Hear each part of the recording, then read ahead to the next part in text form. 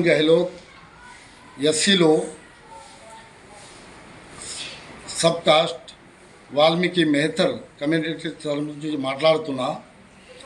ఈరోజు పండుగ సందర్భంగా ఉగాది పండుగ అలాగే రంజాన్ పండుగ వాళ్ళందరికీ మా పార్టీ తరఫు నుంచి నా తరఫు నుంచి శుభాకాంక్షలు.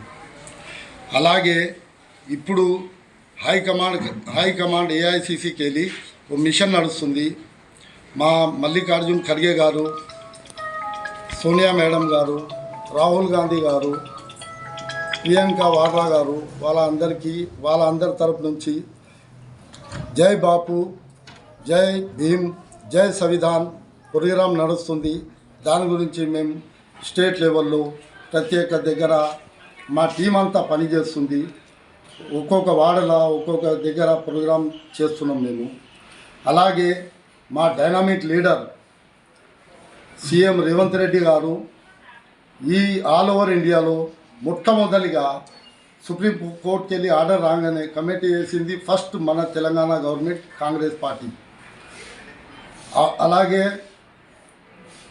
ఇది వర్గీకరణ కానీ బీసీలకు రిజర్వేషన్ కానీ ఆల్ ఓవర్ ఇండియాలో మొట్టమొదటిగా డిక్లేర్ చేసింది మన సీఎం రేవంత్ రెడ్డి గారు.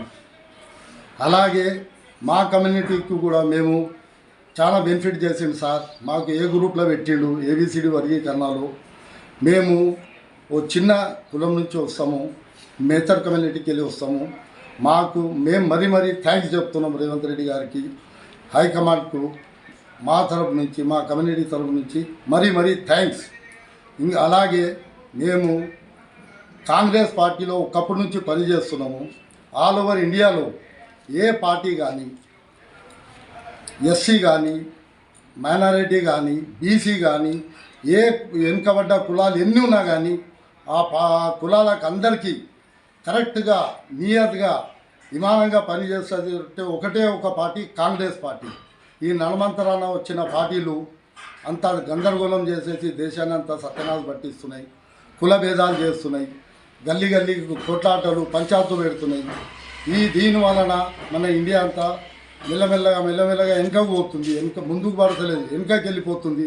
కొట్లాట పంచాయతీలు మాత్రం మొత్తం ఆల్ ఓవర్ ఇండియాలో ఏడాది కుల భేదాలు, హిందూ ముస్లిం ఆ గొడవలు పెట్టు ఒకటే పని ఉంది కానీ దేశాన్ని ముందుకు తీసుకుపోయే పని ఏమి లేదు. రోజుల దగ్గరలో ఎలక్షన్లు ఉన్నాయి, జెడ్పీసీ, ఎంపీటీసీ, సర్పంచ్ ఎలక్షన్స్ ఉన్నాయి, అలాగే కార్పొరేటర్ ఎలక్షన్లు ఉన్నాయి. మేము బాగా కష్టపడుతున్నాం. ప్రతి ఒక్క పబ్లిక్తోని ఇదే రిక్వెస్ట్ చేస్తున్నాము, అందరూ కలిసి ఏకమై కాంగ్రెస్ పార్టీని బంపర్ మెజారిటీతో గెలిపించాలి. మన స్టేట్ బాగుపడుతుంది. మన స్టేట్ బాగుపడితే అలాగే దేశం బాగుపడుతుంది. మన తరపు నుంచి మంచి మెసేజ్ తెలంగాణకి వెళ్ళి మంచి మెసేజ్ పోతుంది ఆల్ ఓవర్ ఇండియాలో.